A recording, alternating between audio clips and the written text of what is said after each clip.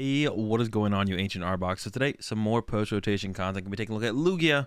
So I'll start off with where we are now. So this is my current Lugia build in the standard format. But let's take a look at what we lose to rotation here in just a couple weeks, or just like about a week.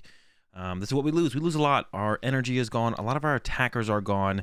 And some of our attackers we won't currently be able to use, like the Radiant Charizard. So currently, we're going to have to cut some of our attackers. Also, without powerful energy, Stoutland definitely loses some value as well. So we need some new attackers, and we need some new energy. But luckily, there's a lot of special energy in the format currently still.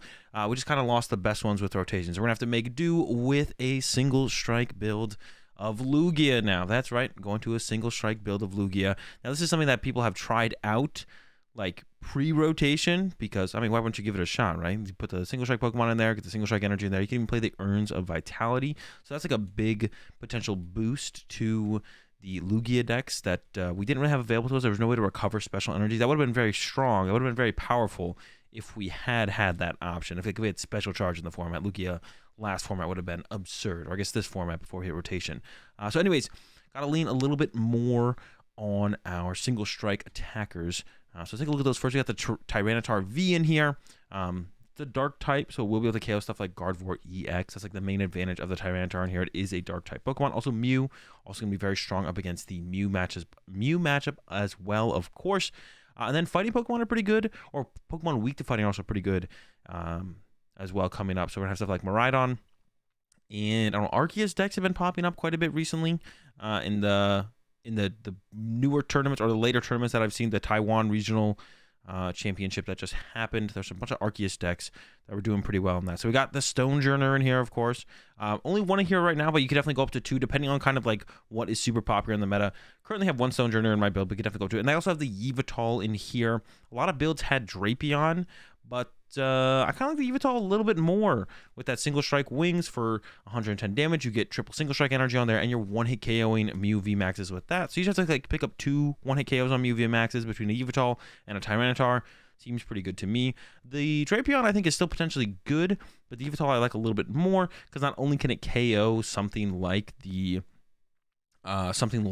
Mew, but it can also KO something like a Gardevoir EX and not leave a two-prizer in your active at the end of it all. So I've been really liking the idea of the Yveltal in here as well. So Yveltal, Stonejourner, Tyranitar. Of course, we still have a 4-3 Lugia, so Lugia is still also a big attacker in the deck as well. Dunsparce in here to get rid of our lightning weakness. Raikou V is in pretty much every Lost Box deck that I've seen so far, so kind of need the Dunsparce. Of course, they can KO your Dunsparce with Sableye and then deal with your Lugia later, but for, you know, as often as we possibly can, get that Dunsparce in play, utilizing that, going to be pretty good.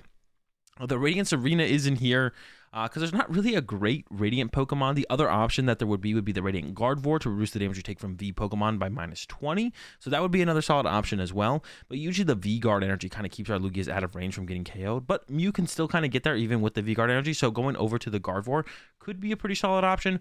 Currently rocking the Radiant Serena, but I could definitely see going with the Gardevoir instead. Those are kind of the two main options. And once we get Luminous Energy, we'll probably go back to the Charizard, but we don't have Luminous Energy right now, so I've got to settle for kind of the lesser Radiant options here. Also, Radiant Serena really good. That heal is really good up against Lost Box decks, especially when they go for that strategy of like the Greninja 90 on 2 Archeops into Sableye 60 on 2 Archeops, knock out both your Archeops over 2 turns. Can't really do that play when we have the Serena to heal those 20s from the 90s from the Greninja. So it's really good at kind of stopping that play specifically from happening. They can still take out one of our Archeops, but can't remove both from playing the same turn. So we get like an extra turn of the Primal Turbo, which is quite a bit of extra energy to get into play to set up for plays from there. So Radiant Serena seems like the best Radiant overall. I've seen it the most in the list that I've looked at from over in Japan. So going with the Radiant Serena right now. Of course, we got the 4 Archeops for the draw supporter lineup. Of course, we have 4 Research. And then from there, it gets a little bit weird. We got 2 Judge, 2 Boss's Orders, and 1 Serena. I don't know how this should kind of pan out. Of course, we'll be playing Iono as soon as that releases. I'm sure we'll be putting Iono in literally everything, but until that happens, you know, that's another whole set away. We got to settle for some kind of disruption with the Judge, and then we need some Gust effects. So 2 Boss, 1 Serena for right now. I'm not too set on any of this besides probably the 4 Research. I could even see coming down to 3 Research though if you want to go like a little bit heavier on the Judge count or something like that. So got to start somewhere. Of course, more testing is definitely going to switch things up as I get there, and then the rest of it is a little bit experimental in my head. I haven't seen a lot of builds do it like this so far out of Japan.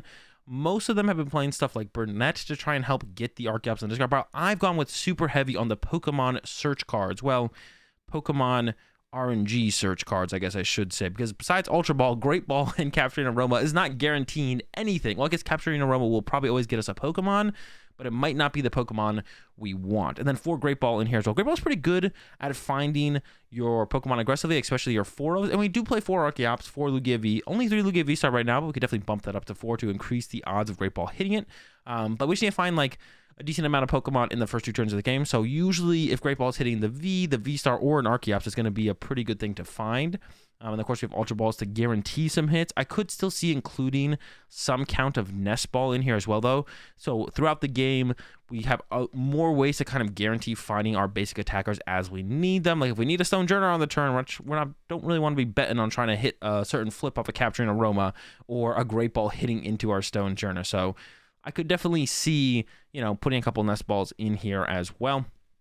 And then the Ultra Balls, of course, got to play 4 of those. But yeah, without Evolution Incense, that's another big card we lost. We did lose Evolution Incense. We did lose Quick Ball. Both of those did hurt quite a bit. The Evolution Incense almost more so, I would say, is like the heavier hit, I think, is definitely the Evolution Incense.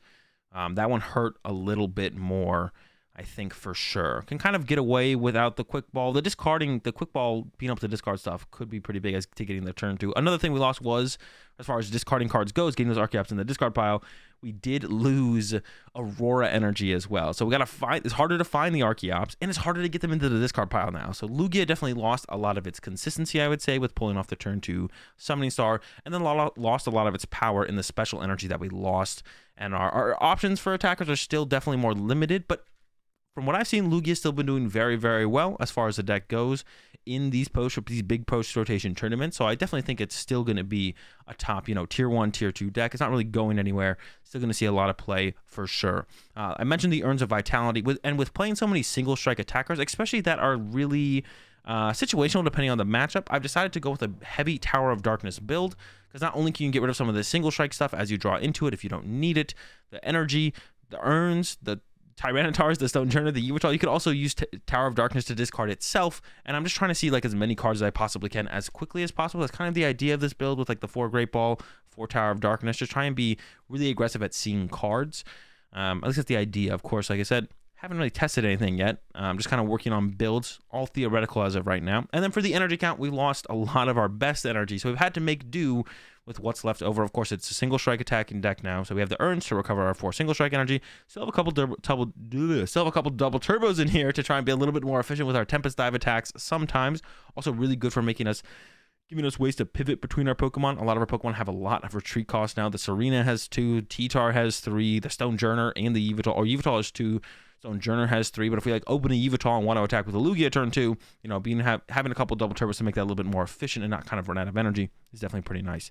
And because we have to play a decent account of energy to make sure we can attack turn to turn, taking advantage of a couple of these other colorless special energy, a couple of V-Guard energies in here.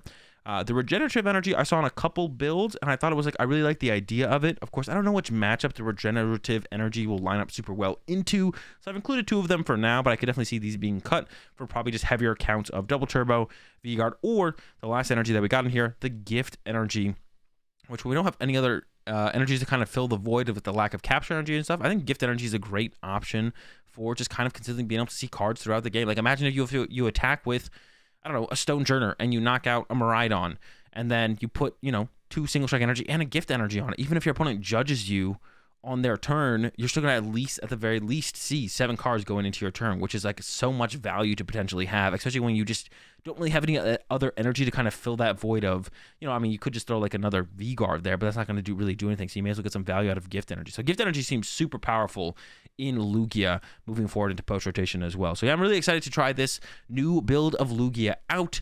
I think it'll land I think overall Lugia will land in a pretty reasonable spot. I don't think it's going to be the broken BDIF anymore. It'll be a solid deck with some cool options still, and it'll get more powerful once more sets with special energy do come out. Like Lugia's not going anywhere, I don't think. Special energy is always going to be getting printed, so it will gain more power with the coming sets as well, up until it does actually finally rotate, which are a little ways away from that. But yeah, new Lugia, definitely excited for this. Way more excited for this kind of Lugia than what we've had as of right now. So one other cool rotation deck to look forward to. Like I said, a lot of cooking going on here, nothing set in stone, but something for you to try out and something I'll be trying out when rotation hits as far as Lugia goes. All right, that's going to do it for me. Catch you all in the next video.